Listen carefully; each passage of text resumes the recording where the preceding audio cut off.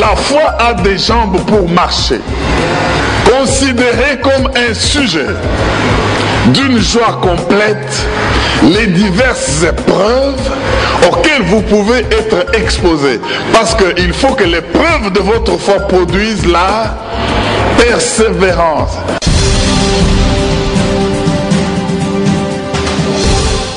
Que Dieu soit loué. Bien-aimé, le Seigneur vous aime tellement qu'il prépare toujours une parole dont vous avez besoin pour tenir bon.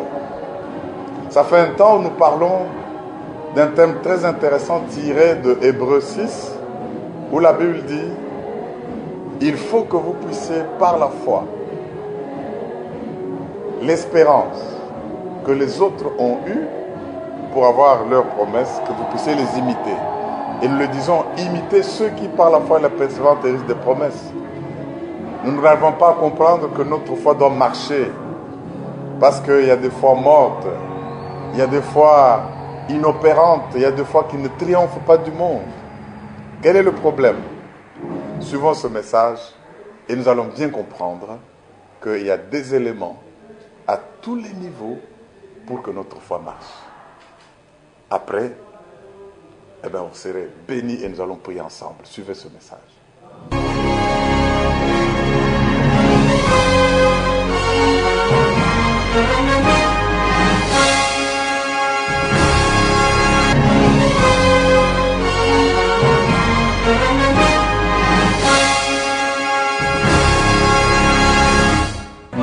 Alléluia. Na bombie no côté. Na mi pesi mo bimba na yo. Alléluia.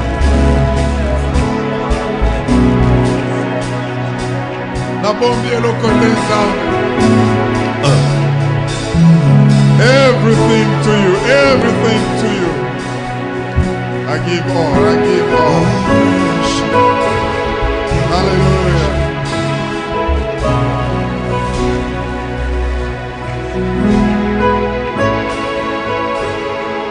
Hallelujah.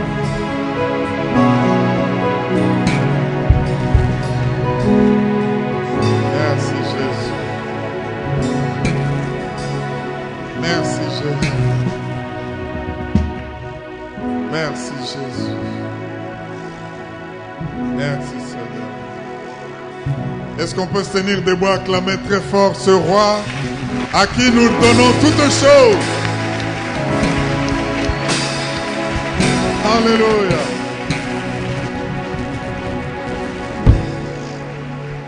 Si tu t'es donné totalement à lui, acclame et pousse de cris de joie. Il est Dieu.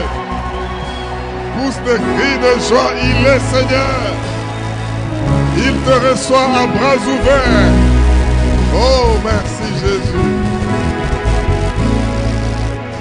Merci Seigneur. Père, l'honneur, la louange est à toi et à toi seul. Nous sommes venus en ta présence et nous savons que nul ne peut te prendre pour appui et être déçu. Libère les captifs, ouvre les yeux des aveugles, guéris les malades et que Christ soit présenté. Nous voulons être dans ton royaume, sur la terre, maintenant même. Ô cher Saint-Esprit, bouge, bouge, agis de manière surnaturelle. Que les promesses se réalisent. Que les gens soient dans la joie parce qu'ils ont placé confiance en un Dieu fidèle. Merci Seigneur de nous parler, de nous instruire, de nous libérer et de briser les chaînes. Nous le croyons. Parce que ta parole, quand tu l'envoies, elle guérit. Nous voulons la recevoir. Qu'elle soit plantée dans nos cœurs, cette parole qui nous sauve.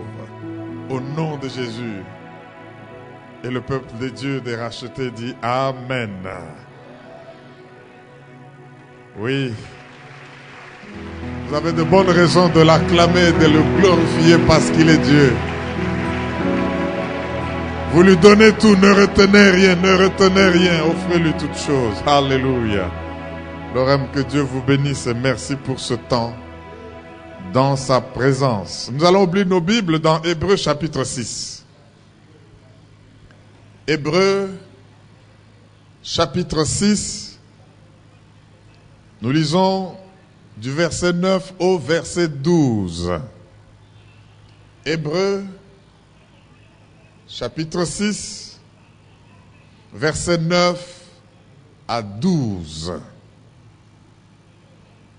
C'est le passage duquel nous avons tiré le thème de ce mois qui est en train de se terminer. Et le Seigneur a voulu que nous puissions avoir une parole qui va nous édifier, une parole qui est une semence qui ne va pas rentrer au Seigneur sans produire des fruits, une parole, et je suis convaincu que tout celui qui va y prêter oreille va voir sa vie de foi changer. Il nous a tellement donné des instructions, il nous a tellement éclairés, que maintenant il veut seulement nous voir pratiquer, mettre la foi en pratique. Et c'est moi plus particulièrement, je sais que le sujet, le thème est choisi du verset 12, mais écoutez ce que la Bible dit. Nous sommes dans Hébreux 6, 9 à 12. Quoique nous parlions ainsi, bien-aimés, nous attendons, pour ce qui vous concerne, des choses meilleures et favorables au salut. Oh, ça c'est un superlatif. Nous attendons pour vous des choses meilleures, des choses favorables à la sotéria, au salut, à l'élévation, à la protection, à la sécurité. Le mot salut, c'est un mot plein, lourd de conséquences. Nous attendons des choses favorables à votre sotéria, à votre salut, à votre délivrance. C'est plein de choses. Verset 10. Car Dieu n'est pas injuste pour oublier votre travail et l'amour que vous avez montré pour son nom, ayant rendu et rendant encore des services aux saints. Quand vous montrez de l'amour, quand vous travaillez pour Dieu, pour son nom, quand vous rendez des services aux saints et continuez toujours à les rendre, Dieu n'est pas injuste pour oublier. Nous désirons, verset 11, que chacun de vous montre le même zèle pour conserver jusqu'à la fin une pleine espérance. Ça, c'est bon. Que chacun montre le même zèle d'aimer Dieu, de travailler pour son nom, de servir les saints, de continuer de les servir. Ce même zèle, il faut le conserver jusqu'à la fin pour avoir une pleine espérance. Disons ensemble, pleine espérance. Oui, vous savez, quand la Bible dit pleine espérance, chaque mot est à sa place. Tous les mots qu'il fallait écarter pour ne pas alourdir le texte ont été écartés. Et l'Esprit Saint a gardé l'expression pleine espérance. Parce qu'il y a parfois une espérance qui commence à ne plus être pleine. Elle n'est plus entière. Ça devient une espérance diminuée de quelques éléments par le doute. Pleine espérance. Jusqu'à la fin. Ça veut dire qu'on ne s'arrête pas au milieu du chemin. Verset 12. En sorte que vous ne vous relâchiez point et que vous imitiez, disons ensemble, vous imitiez. Aïe, aïe, aïe, il faut que nous soyons des imitateurs, pas de n'importe qui, que vous imitiez ceux qui, par la foi et la persévérance, héritent des promesses. Pouvons-nous dire Amen. Bien-aimé, quand je regarde ce texte, j'ai une joie profonde. Parce que je comprends une vérité, c'est que notre foi a besoin d'être non seulement entretenue, c'est par elle que nous vivons. La Bible dit, le juste vivra par sa foi. Le juste vivra par la foi. Nous ne vivons pas selon la vue, nous ne vivons pas selon ce que nous écoutons, mais nous vivons selon la foi. Et dans ce texte, comme nous sommes en train de clôturer le mois et même le thème, en vue de ce que Dieu voudrait faire pour nous les temps qui viennent, le Seigneur a voulu que nous puissions partager cette parole de manière à entretenir notre foi, parce que le juste ne peut vivre que par la foi, et même par sa foi, comme Habakkuk le dit, c'est-à-dire par ce qu'il croit. C'est pour cela que la chose capitale que le diable attaque dans la vie d'un croyant, c'est sa foi. Et c'est en cela que Paul recommande à Timothée en lui disant: combat le bon combat de la foi. Il y a des promesses, mais le diable va chercher à ce que vous puissiez douter. Il y a des promesses, l'ennemi va chercher à ce que vous puissiez commencer à hésiter et à ne plus être patient, à vouloir trouver des raccourcis. Mes frères et sœurs, les raccourcis raccourcissent la vie. La vie que nous menons est éternelle, et cette éternité, nous la commençons déjà dès maintenant. Alors je ne vois pas comment nous pouvons imaginer de vivre par des raccourcis une vie qui est éternelle. Mais l'ennemi peut vous tenter de le faire quand certaines promesses traînent. Mais ici, tous ceux qui nous ont enseigné pendant les 3 jours où nous sommes venus ici ont insisté sur le fait que nous devons être des imitateurs. Pourquoi voulez-vous inventer la roue quand elle existe?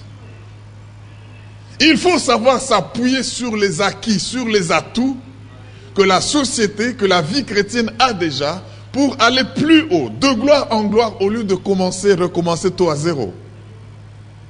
Être capable d'imiter, juste imiter. Vous n'inventez rien, mais vous imitez. La Bible dit: soyez de ceux-là qui devaient imiter. Imiter qui? Pas tout le monde. Imiter ceux qui, par la foi et la persévérance, héritent des promesses. Donc, vous voulez hériter des promesses, n'inventez rien, imitez. Vous savez, je l'ai dit encore au premier culte, il y a des peuples qui sont forts aujourd'hui, pas parce qu'ils sont des grands inventeurs, comme les Chinois. Nous, quand nous allons à Paris, c'est une belle photo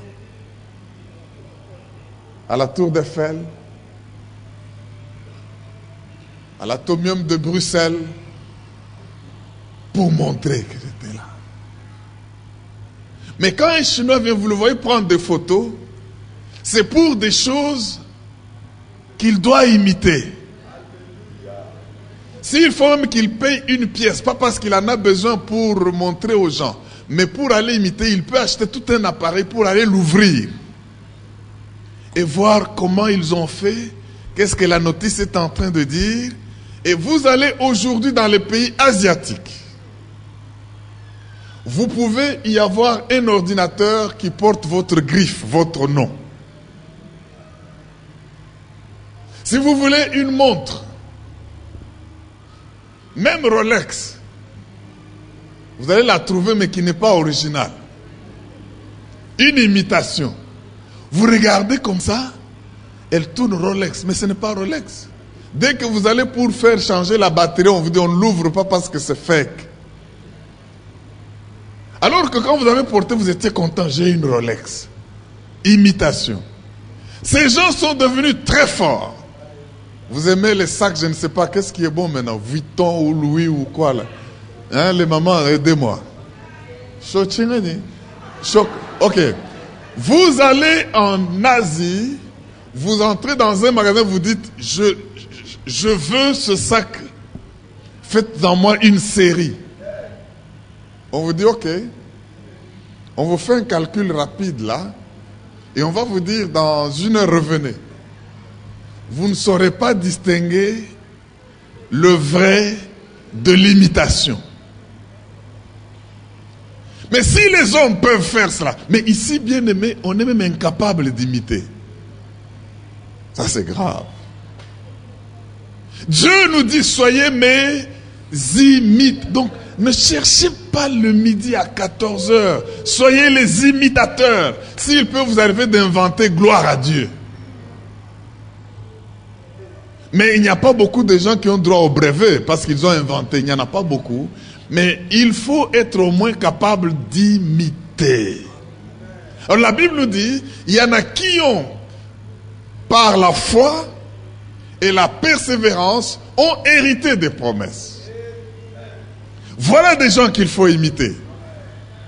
Mes frères et sœurs dans le Seigneur, une promesse, c'est comme un vœu. Il peut rester pieux si tu n'obtiens pas ce qui t'est promis. Et il y a comme ça beaucoup de gens qui n'ont pas vu s'accomplir leurs promesses. Et ils sont même morts et les promesses sont restées. Mais la Bible ici, le Seigneur veut insister sur une chose. Nous devons non pas seulement être de ceux qui ont les promesses, mais de ceux qui héritent des promesses. Si je te dis que ce micro, Sennheiser, est à toi, si je te dis ça, c'est une promesse, où tu l'auras, c'est une promesse. Remplacer le micro par n'importe quelle autre promesse, de santé, de famille, de travail, de tout ce que vous pouvez avoir, Dieu a fait des promesses. Mais ne nous arrêtons pas seulement à être contents du fait qu'on a des promesses. Nous devons franchir une étape, devenir héritiers des promesses. C'est-à-dire des gens qui palpent. Nous ne devons pas toujours avoir la guérison en promesse. Les millions en promesse. La bonne santé en promesse. Les voyages en promesse. Non, nous devons devenir héritiers des promesses. Est-ce qu'il y a un héritier qui veut dire Alléluia? C'est cela appeler des choses qui n'existent pas comme si elles existaient, parce que Dieu est celui qui donne la vie aux morts et qui appelle à l'existence. C'est-à-dire, c'était une promesse, d'ailleurs une promesse c'est un mot, vous ne la voyez pas. Mais vous devez quitter ce stade et arriver à matérialiser, c'est cela qui donne le témoignage. S'il faut demander à tout le monde de témoigner, si vous avez des promesses, tout le monde a des promesses. Mais on ne va pas vous donner le micro pour témoigner pour les promesses. On témoigne quand le Seigneur dit, vous serez mes témoins. C'est quand vous aurez, j'ai promis le Saint-Esprit. Je m'en vais au Père, vous aurez le Saint-Esprit. Mais pour devenir témoin, attendez jusqu'à ce que vous receviez ce Saint-Esprit, vous deveniez héritier de cette promesse, alors vous serez mes témoins. Ils ont eu la promesse, mais ils sont restés dans la chambre haute pour persévérer dans l'attente. Et le Seigneur dit, n'allez pas jusqu'à ce que. Maintenant, entre le temps de la promesse et le jusqu'à ce que, ça prend du temps. Hein? Il est dit à Abraham, tu vas engendrer un fils. Mais Dieu peut ne pas te dire que ça prendra 25 ans. De 75 ans qu'il était, Abraham et Sarah ont attendu 25 ans, jusqu'à 100 ans. Mais entre-temps, vous avez besoin de quoi? C'est pourquoi le sujet de mon message aujourd'hui, c'est les jambes de la foi. Pour aller de 115 ans à 100 ans, ta foi a besoin de marcher. Dis avec moi les jambes de la foi. Si tu es un peu froid, tiens-toi debout, marche et dis les jambes de la foi. Il faut que ta foi marche. Il faut que ta foi quitte là où tu as eu la promesse jusqu'à l'accomplissement de la promesse. Les jambes de la foi. Dis avec moi, Seigneur, donne les jambes à ma foi. Pour qu'elle marche depuis la promesse jusqu'à l'héritage de la promesse. Oui, de la promesse à l'héritage de la promesse. Cela va s'accomplir au nom de Jésus. Alléluia. Acclame très fort le roi des rois. Parce que ta foi aura des jambes. Ta foi a des jambes. Merci Jésus. Bien aimé, écoutez ceci. Quand je lis ce même texte d'Hébreux 6, le verset 11 m'a fait un déclic. Il dit, nous attendons les choses les meilleures. Il faut éviter les choses biloka muniato. Amen. Vous savez, il y a des gens, quand il va au marché, au lieu d'acheter le vrai ndakala, il va chercher les têtes de ndakala. C'est-à-dire, quand on a sélectionné, on a mis tout à part, les meilleurs morceaux sont là, et maintenant la poussière là, avec les têtes et les cailloux et tout, et le sable et la poussière, et il va dire, non, moi je veux ça, c'est combien? Non. Pour qui sont les meilleurs? Il est temps aussi de se fatiguer de tombola, boaka, tombola, boaka. Pour qui sont les meilleures choses? La Bible dit ici, nous attendons en ce qui vous concerne les choses les meilleures, mais aussi les choses favorables à votre soteria. Allez encore cliquer le mot soteria, salut, qui est traduit par salut. Voyez tout ce qu'il y a dedans, nous attendons ça de vous. Mais au verset 11, il dit, vous devez avoir le même zèle pour que jusqu'à la fin, parce qu'il y a moyen de capituler en cours de route, jusqu'à la fin, vous puissiez conserver la pleine espérance.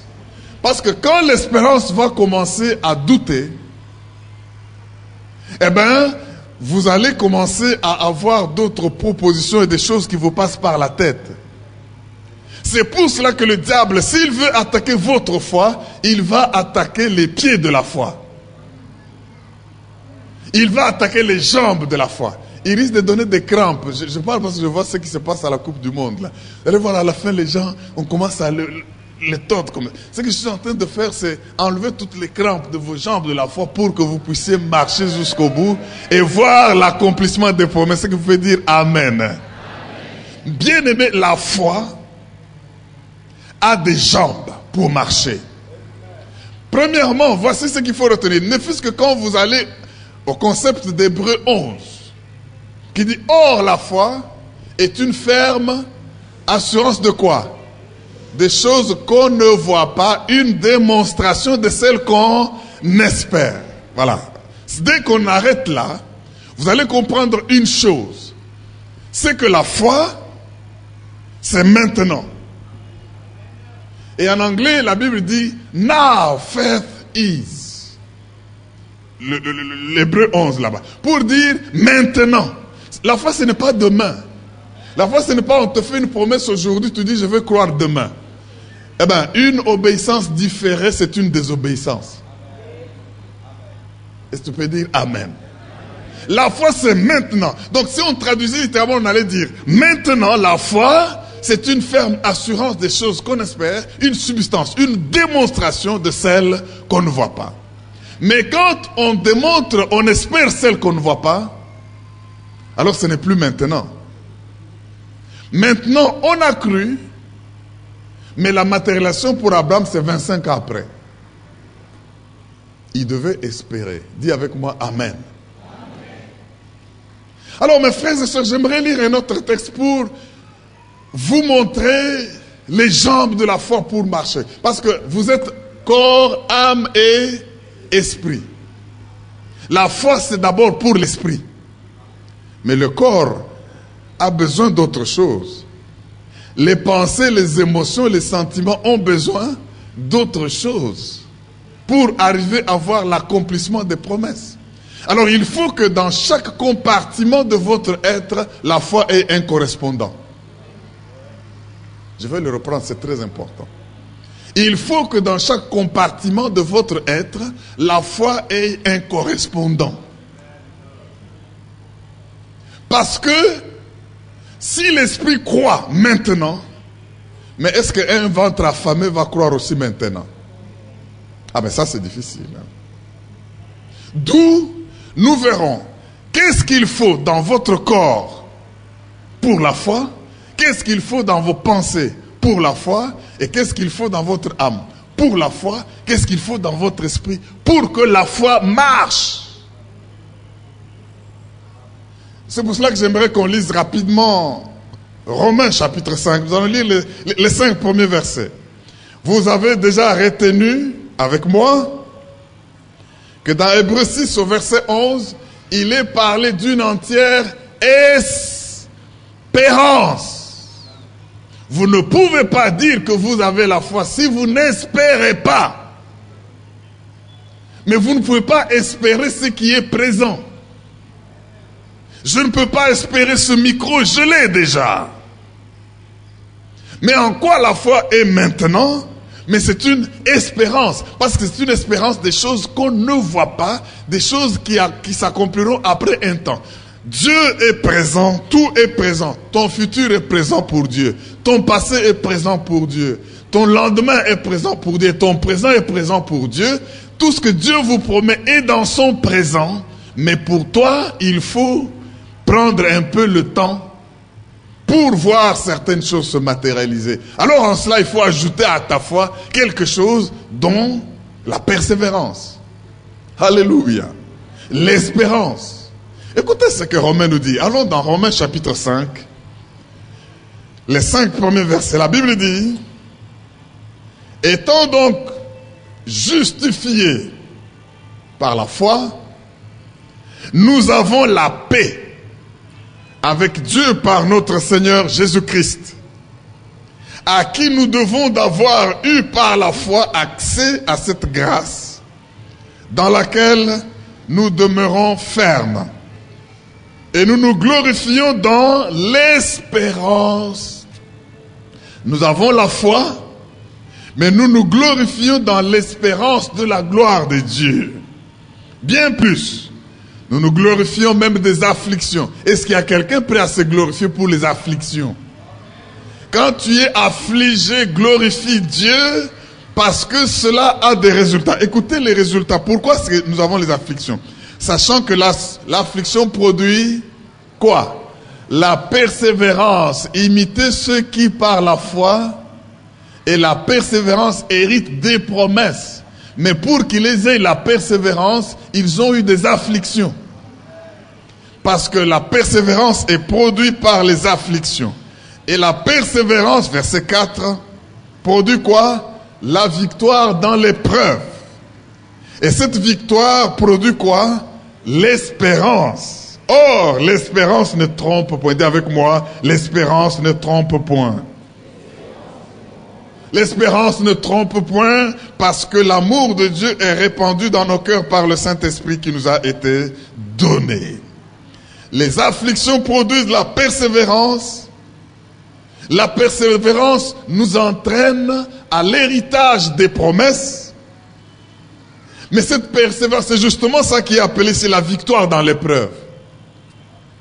Et cette victoire produit l'espérance. Et l'espérance ne trompe pas.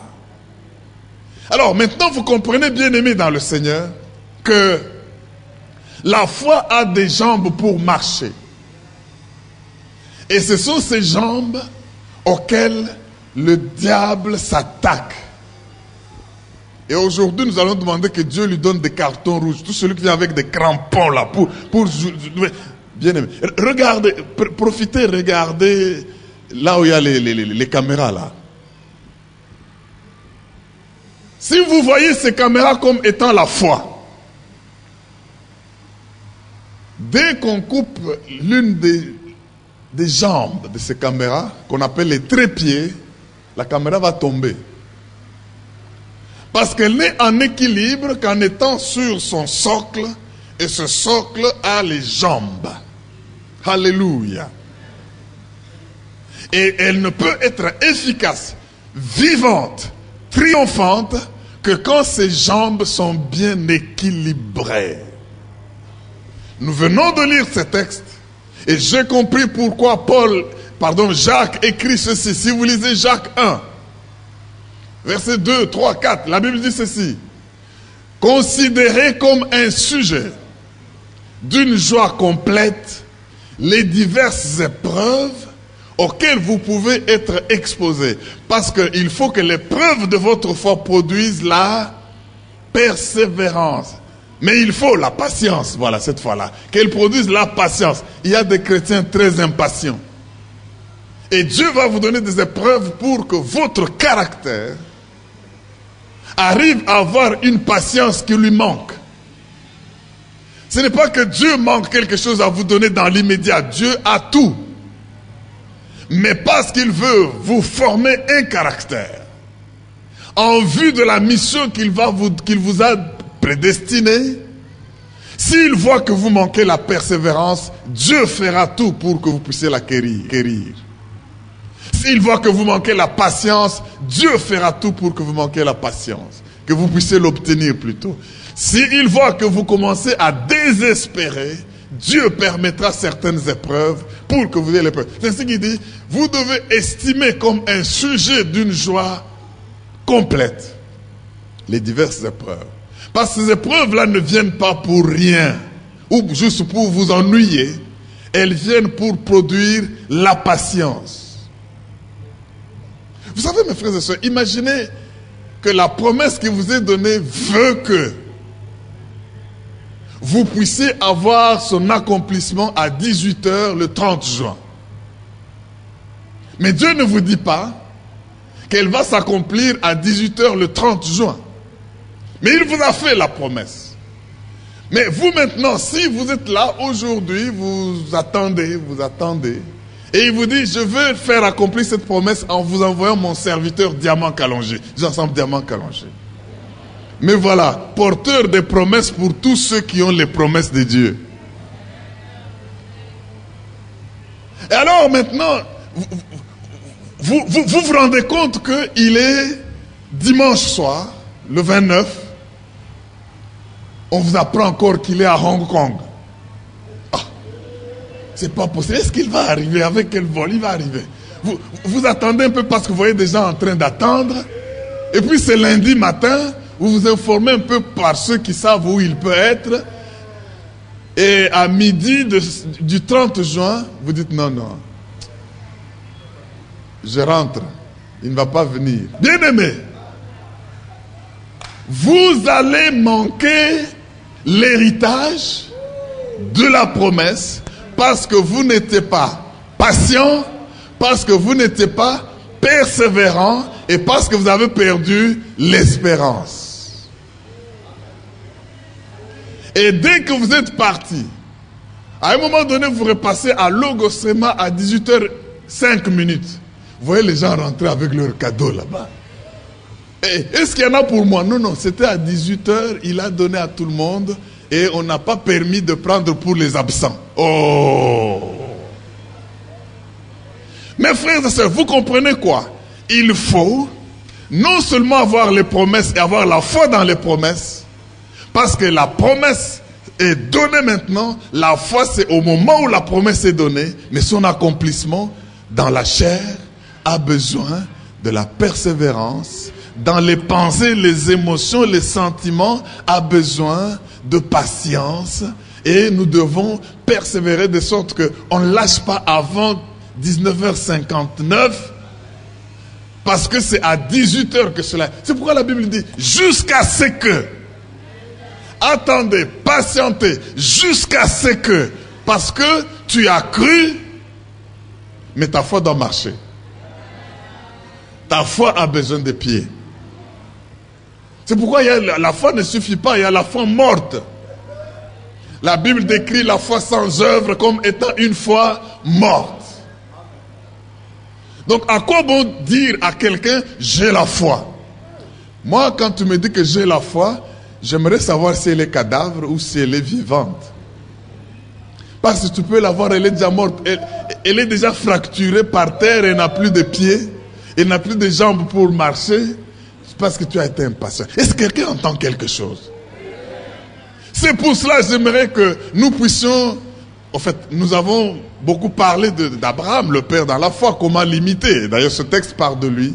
Mais j'aimerais qu'on prenne juste un autre cas dans la Bible.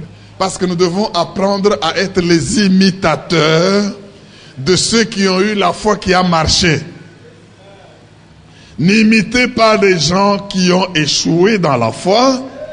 Imitez les gens qui, par la foi et la persévérance, héritent des promesses.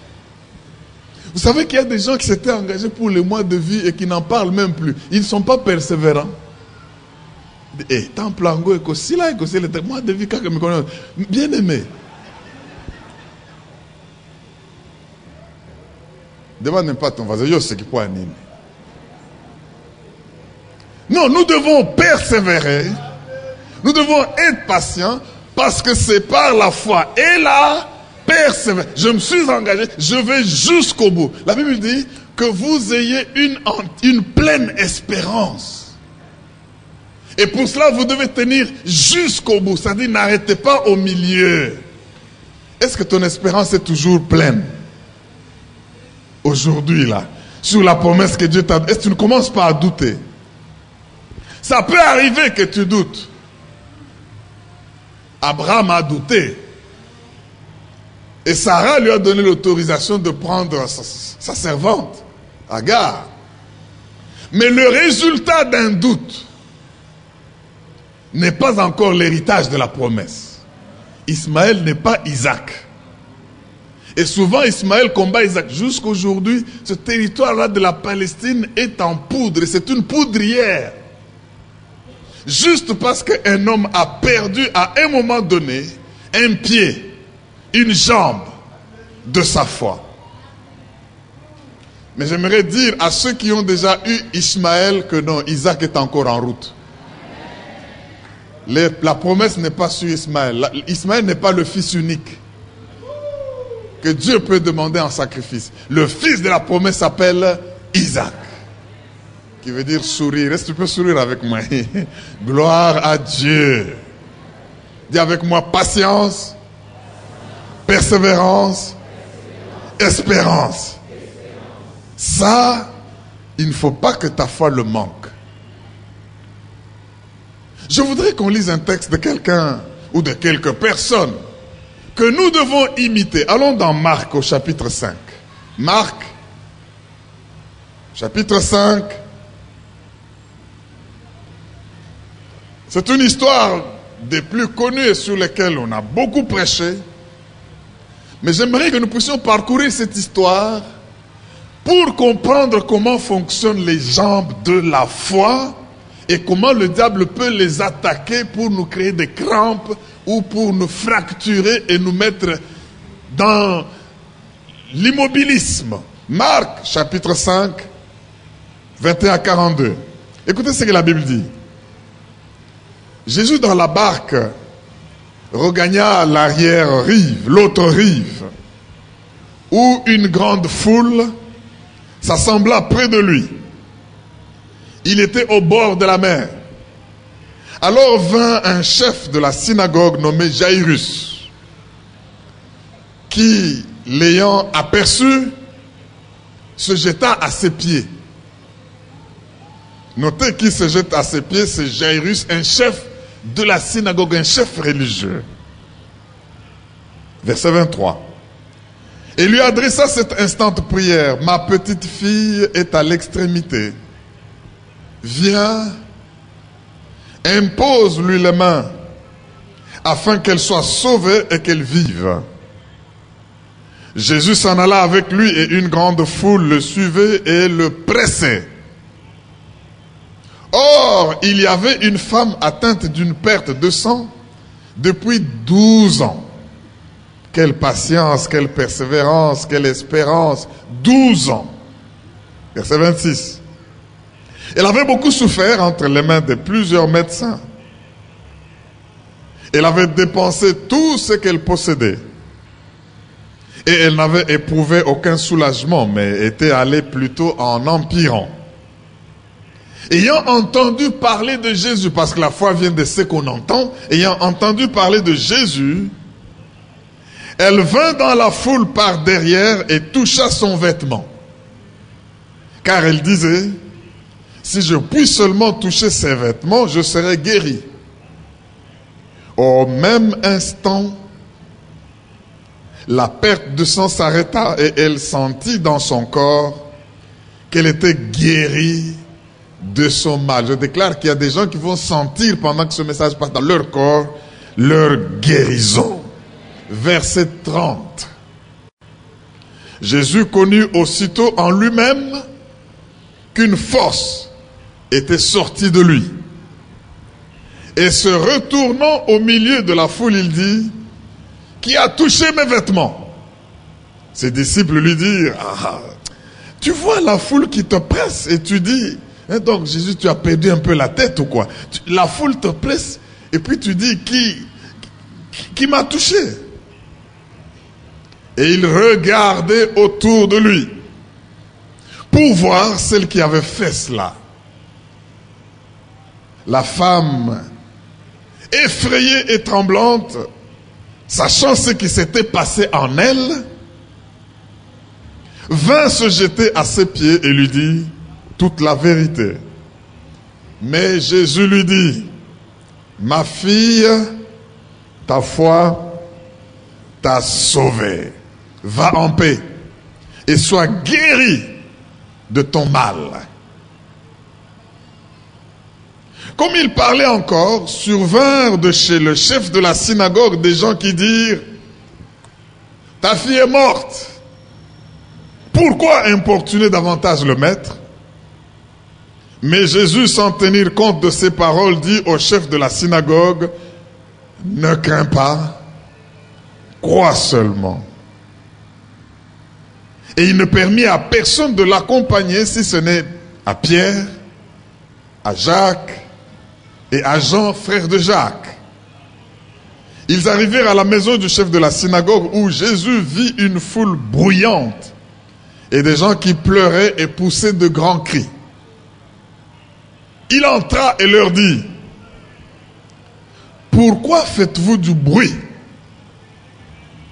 Et pourquoi pleurez-vous? L'enfant n'est pas morte, mais elle dort. » Et il se moquait de lui. Ah oui. Alors, ayant fait sortir tout le monde, il prit avec lui le père et la mère de l'enfant et ceux qui l'avaient accompagné et entra là où était l'enfant. Il la saisit par la main et lui dit, Talitha Koumi, ce qui signifie, jeune fille, lève-toi, je te le dis. Aussitôt, la jeune fille se leva et s'est mise à marcher, car elle avait 12 ans, et ils furent dans un grand étonnement. Est-ce qu'on peut acclamer la parole de Dieu? Alléluia. Bien-aimés, le texte est tellement profond que je ne voudrais pas violer son intégrité pour parler de 12 ans de l'enfant qu'on a ressuscité et de 12 ans de maladie du sang qui coulait. La perte de sang, c'est la perte de vie. Amen. La vie est dans le sang. Elle le perd 12 ans durant et il y a un enfant âgé de cette même durée qui est mort chez Jairus. C'est pas ça notre sujet aujourd'hui. Mais ce que nous voulons faire aujourd'hui, c'est voir comment imiter ceux qui, par la foi et la persévérance, sont devenus héritiers des choses qui leur ont été promises. Si nous regardons ne fût-ce que ce texte, les deux personnages, à commencer par Jairus, sa foi a été mise à rude épreuve. Laissez-moi vous dire, une foi sans épreuve n'a pas de preuve. Et une foi non éprouvée n'est pas prouvée. Dieu voudrait soumettre votre foi aux épreuves parce que les épreuves, nous l'avons vu, produisent quelque chose, produisent la patience, produisent l'espérance, produisent la persévérance. Et quand Dieu verra que s'il vous donne tout du tic au tac et que vous n'avez pas de qualité ni de caractère, il va faire que les épreuves viennent. Et la Bible nous dit, considérez cela comme un sujet d'une joie parfaite. Parce que ces épreuves, c'est-à-dire ces tests, produisent la patience. Mais il faut que la patience aussi accomplisse son œuvre afin que vous soyez accomplis ne défaillant en rien. Parce qu'on peut défaillir, on peut arrêter, on peut capituler, on peut être découragé. Dieu voyant cela, en vue de ce qui doit nous arriver de plus grand, il nous prépare en nous faisant des promesses, mais en ne faisant pas que toutes ces promesses s'accomplissent du tic au tac et toutes au même moment. Est-ce que tu peux dire Amen? Quand je regarde Jairus, quelles sont les épreuves que sa foi a connues? Premièrement, c'était un dignitaire. Jairus était un notable de la société. Jairus était un chef de synagogue. Ça, c'est un poste terrible, important. Chef de la synagogue. C'est lui qui gère toutes les activités religieuses qui doivent se passer dans le temple. Dans la synagogue, je veux dire. Mais maintenant, il est devant un problème. Il a entendu parler de Jésus, qu'il guérit, qu'il a le pouvoir de restaurer. Il devait choisir. Est-ce que je crois en ce Jésus pour obtenir le miracle de mon enfant? Ou je considère que les Juifs disent que ce n'est pas le Messie? Et puis, avec mon rang ici, je vais devant ce petit de 30 ans pour demander qu'il fasse quelque chose. Non, je crois que c'est un peu trop se rabaisser. Ça, c'est une épreuve. Bien-aimé, que ta respectabilité ne t'empêche d'accéder aux promesses de Dieu par la foi. Il est venu à genoux. Et c'est devant une foule. On ne dit pas que c'était en privé comme Nicodème, nuitamment, non. Devant la foule, Jairus, il a enlevé ses galons de chef de synagogue. Il a adoré celui qu'on traitait par les autres comme étant un sectaire. Jésus. Et il lui a fait une prière. Oh Seigneur, j'ai ma fille qui est à l'extrémité. Viens la guérir, viens avec moi. Jésus l'écrit sur son agenda. Il le prend. Il commence à partir chez Jairus. Ça, c'est un obstacle qui peut nous gêner. Notre moi. Et le quand dira-t-on? Parce qu'il pouvait se dire, mais cette foule va me voir aussi, moi le chef de... Non, il a bravé toutes ces choses. Il a regardé son problème et la foi parce qu'il a cru. Et il a adressé à Dieu la prière. La foule ne l'a pas arrêté, c'était une épreuve. Son rang ne l'a pas arrêté, c'était aussi quelque chose qui pouvait l'empêcher. Troisièmement, ils sont en train de partir, ils disent, oh mon Dieu m'exauce. Ils arrivent en cours de route, ils s'arrêtent. Ils s'arrêtent pourquoi?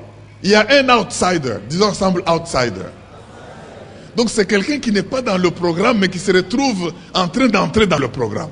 Une femme, venant de je ne sais où, elle aussi, la foule a voulu l'empêcher d'accéder à Jésus. Elle devait espérer. Elle aussi, la loi juive ne permettait pas aux femmes perdantes du sang d'être en public. Elle devait être en quarantaine. Elle a bravé cette religiosité. Elle aussi, si elle venait de devant, je crois que les disciples qui faisaient un peu le garde-corps pouvaient l'empêcher. Elle a dit, beaucoup sont allés devant. Jairus est allé devant, moi je vais derrière. Bien-aimé, Jésus peut te guérir que tu sois venu de devant ou de derrière. Cela est question seulement de quoi? Elle est allée par derrière. Elle s'est faufilée. Madame, elle cherchait le pan de la robe parce qu'elle a cru que si je le touche seulement, je serai guéri. Elle a réussi à se faufiler jusqu'à toucher Jésus. Mais la Bible dit, dès qu'elle a touché, une puissance a quitté Jésus et la femme fut guérie. 12 ans. Elle n'avait plus d'économie. Les médecins ont tout pris. Les médicaments ont tout pris. Et sa famille, je crois qu'elle l'avait abandonnée. Si elle était mariée, ce n'était plus possible. 18 ans d'hémorragie, 12 ans, vous voulez quoi? Le mariage est en difficulté. Est-ce que tu peux dire Alléluia? Mais je vous dis la vérité. 12 ans, tu vas toujours expliquer aux gens. Non. Alors, bref, elle s'est retrouvée. Dites Alléluia. Elle a bravé, elle a touché. Vous savez, bien aimé, je ne parle pas d'un toucher physique. C'est ce que les apôtres n'ont pas compris. J'aimerais vous dire qu'il y a des gens autour de Jésus, mais qui ne comprennent pas les choses spirituelles. Ils commencent à dire, maître, mais vous êtes pressé par la foule. Comment vous dites? Mettez-vous à la place de Jairus. À la maison, l'enfant est à l'extrémité.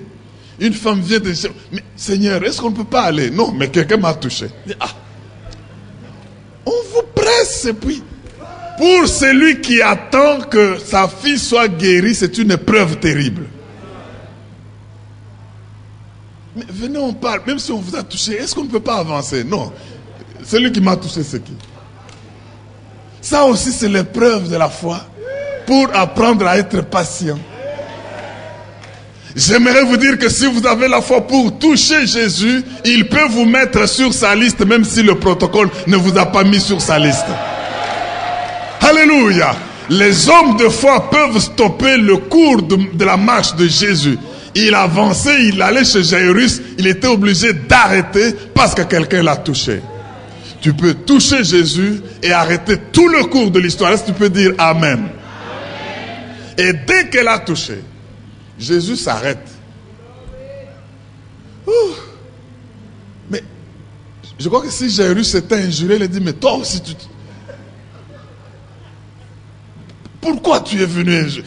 Moi j'attends qu'on intervienne. Tu sais, quand tu as besoin qu'on fasse quelque chose pour toi, tous les autres événements te gênent. Et puis la femme, au lieu même de se taire, elle dit, c'est moi. Et Jésus commence à prêcher, à la bénir. Femme, ta foi t'a sauvée. Entre-temps, à la maison, il y a des problèmes. Tu es guéri de tous tes maux. Va en paix. Ça ne finit pas. Une délégation vient de la maison. Une autre épreuve. N'importune pas le maître. Ta fille est morte.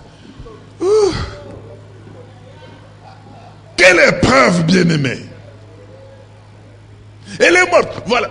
Il faut dire, mais voilà, si cette femme n'était pas intervenue et qu'on était parti et arrivé, ma fille serait guérie. Mais voilà, elle est venue intervenir, elle est venue gêner. Mes frères et sœurs, ne forcez pas ce qui ne marche pas, parce que Dieu peut le permettre pour éprouver votre foi, afin que cette épreuve produise la patience, afin que cette patience produise la persévérance, et afin que dans cette espérance, tu aies l'espérance, et que tu puisses hériter des promesses, que tu peux dire Amen. Est-ce qu'il y a quelqu'un qui a ces deux jambes de la foi pour dire Alléluia? Dis à 2, 3, 4 personnes, ma foi a ses jambes, ma foi a ses jambes. Ma foi, elle marche, elle marche, elle marche. Elle marche. Alléluia. Dis avec moi, je persévère. J'ai la patience. Et j'ai l'espérance. Oui, dis patience. Persévérance. Espérance. Rien ne va vous toucher dans ma foi. Dis-le, rien ne va vous toucher dans ma foi. Et je vais hériter des promesses. Au nom de Jésus. Est-ce que tu peux dire Nazuyango? Au nom de... Acclame très fort le roi des rois. Acclame très fort le Dieu vivant. Alléluia. Amen. Bien-aimé, on lui dit, ta fille est morte, n'importune plus le Seigneur. Non, le Seigneur peut vous venir au secours quand votre foi est éprouvée outre mesure. Le Seigneur a vu que non. La foi de l'homme peut maintenant boiter et s'effondrer. Ne crains pas. C'est-à-dire, ne doute pas. Maintiens la foi. Tu sais, ne baisse pas les standards de ce que tu as comme vision à cause des problèmes. Je vais reprendre cela. L'espérance, c'est quoi? Nous pouvons définir l'espérance comme étant la vision. Dieu m'a fait une promesse, j'ai la vision de ce qu'il m'a promis. Il ne faut pas que les événements viennent me faire baisser le niveau du standard de ce que Dieu m'a promis pour dire le kolambu le poussani o yali boso akoyandeye. Non. Il y en a qui ne comprennent pas l'anglais. Jeunes frères, jeunes sœurs, si Dieu vous a promis un tel type de mariage, ne baisse pas les standards de ton espérance en disant l'âge est avancé, le premier venu c'est lui. Tu risques d'avoir des problèmes sérieux si ce n'est pas celui que Dieu a promis. Est-ce que tu peux dire Amen? Tu tiens bon parce que celui qui a fait la promesse est fidèle. Dès que l'épreuve sera grande, Jésus te viendra au secours. Il a vu qu'avec cette nouvelle et la femme qui est intervenue, qui a fait perdre le temps, la foi de Jairus a des difficultés. Je dois lui dire quelque chose. Ne crains pas. Je dis à tous ceux qui ont vu les promesses durer, ne craignez pas. Mais croyez seulement. La seule chose c'est quoi? Croyez. Ça traîne, croyez. Ça dure, croyez. Ça semble être faux, croyez. Et c'est cela combattre le bon combat de la foi. C'est-à-dire, la foi, Dieu a dit ceci, le monde veut te prouver le contraire, mais toi tu combats pour prouver que c'est ce que Dieu a dit qui est vrai. Est-ce que tu peux dire Amen? C'est que j'aimerais dire, bien-aimé, votre foi sera éprouvée, votre foi sera testée. Vous avez besoin de garder vos jambes de la foi en place. La patience, la persévérance et l'espérance. Si vous n'espérez plus, vous êtes foutu pour la marche de la foi et le diable aura eu raison de vous. Ça peut être la maladie, ça peut être le manque d'argent, ça peut être le manque d'où dormir, ça peut être l'attente, je ne sais pas de quelle promesse. Mais ce qui est vrai est que quand Dieu a fait la promesse, ça a renommé sa croix par l'accomplissement de ses promesses. S'il a promis que tu seras millionnaire, même si aujourd'hui tu n'as même pas un 10 francs. Les 10 francs, on ne le voit même plus en circulation. Un 10 $, ne doute pas encore de cela. Alléluia. Tiens-toi debout et déclare avec moi. J'ai la foi. J'ai failli capituler et abandonner parce que découragé. Mais Satan, tu ne m'auras pas parce que le Seigneur a remis les jambes de ma foi. Tout ce qu'il m'a promis, j'y crois. C'est pourquoi je vais persévérer. Je serai patient. Et mon espoir sera toujours plein. Au nom de...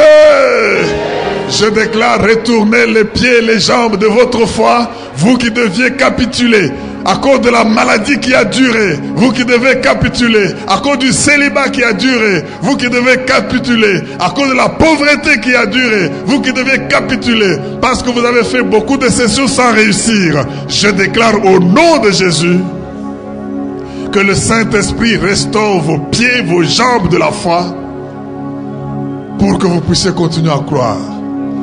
Et dès cet instant, Dieu active l'accomplissement de ses promesses. Je le déclare au nom de Jésus-Christ. Je le déclare au nom de Jésus-Christ. Je voudrais que ceux qui croient disent yes. Dites-le encore plus fort, yeah. Ma foi est sur ses jambes. Dis-le que le diable entende. Ma foi est sur ses jambes. Satan, tu as failli m'avoir. Mais tu ne m'auras plus. Parce que je vais imiter ceux qui, par la foi et la persévérance, sont allés jusqu'au bout avec une pleine espérance et ont hérité des promesses. Élève tes mains et embrasse tes promesses. Je vous reçois promesses. Cite-les. Mariage, je te reçois. Argent, je te reçois. Santé, je te reçois. Voyage, je te reçois. Ministère, je te reçois. Les dons, je te reçois. Cela est accompli au nom de... Acclame très fort le roi des rois. Alléluia, alléluia, alléluia, alléluia.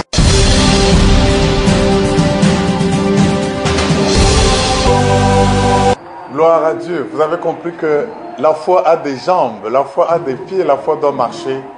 Et comme nous sommes corps, âme et esprit, chacun de nos compartiments a besoin d'un répondant pour que la foi marche. C'est pour cela que maintenant que nous avons compris que nous n'allons pas laisser le diable attaquer notre patience, qui n'attaque pas notre persévérance ni notre espérance, eh bien la foi produit des résultats et elle triomphe du monde. J'aimerais que pour vous tous qui avez cru dans ce message et qui allez maintenant imiter tous ceux qui par la foi et la persévérance héritent de promesses, vous n'allez plus vous laisser décourager par n'importe quel obstacle. Vous allez les surmonter. C'est pour cela que je vous bénis et je voudrais que vous puissiez aller jusqu'au bout et garder une entière persévérance. Nous ne marchons pas selon la vue, nous marchons selon la foi. Et ça doit nous caractériser toute la vie. Gagnons les âmes pour le Seigneur, témoignons-le partout, combattons le bon combat de la foi et la victoire est garantie. Ne vous découragez plus et vous allez voir que Dieu est fidèle. Si ce message vous a plu, sachez que vous pouvez nous joindre à Logos Rema dans la commune de Kasavubu à Kinshasa, République démocratique du Congo. Tous les dimanches, nous avons 3 cultes.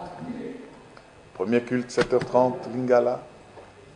Deuxième culte qui commence par la Sainte Seine à 9h30 et puis il est en français. Et les après-midi à 17h, nous adorons le Seigneur en anglais. Je voudrais que vous puissiez nous joindre et que vous puissiez inviter les autres, que rien ne vous décourage. Persévérez jusqu'au bout et vous verrez que Dieu est fidèle. Comme je le dis toujours, Dieu ne va pas inaugurer le mensonge avec vous parce qu'il ne l'a pas fait avec les autres. Que Dieu vous bénisse.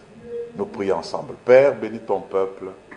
Et merci parce que le diable qui se cachait dans les découragements et les épreuves va comprendre que les épreuves nous produisent la persévérance. Et la persévérance, l'espérance, la victoire. Nous n'allons plus pleurnicher. Et c'est pour cela que je prie que tu fortifies ton peuple. Qu'il en soit ainsi au nom de Jésus. Et tous les rachetés disent Amen. Que Dieu vous bénisse et à la prochaine, même chaîne. Est-ce que tu veux le louer?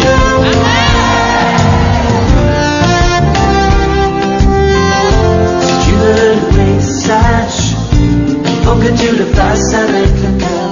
Si tu veux le louer, lâche les pensées qui t'attachent et te font peur.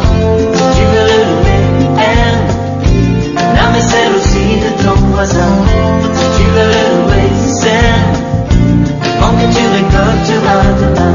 Pas besoin de diplôme, pas besoin latin, juste aimer son nom et son Esprit Saint. Et l'on devient fou de ce Dieu-là, ce bon Dieu d'amour, bon Dieu tout en moi. Si tu veux le louer, sache qu'il faut que tu le fasses avec le cœur.